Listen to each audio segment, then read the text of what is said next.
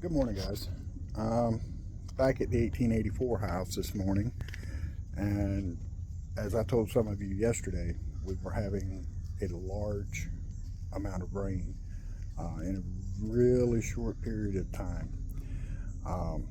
To illustrate this, I'm going to show you the basement of the 1884 house. Yesterday morning when I got here, it was dry. This morning, not so much.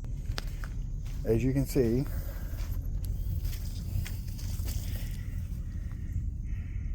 there is quite a bit of water in it this morning, and let's actually see if we can measure it.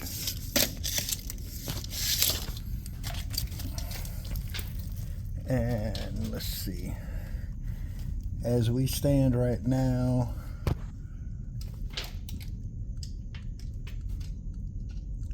there is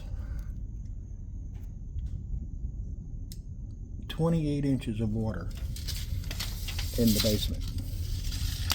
A greater part of the day we'll be getting that pumped out and dried out.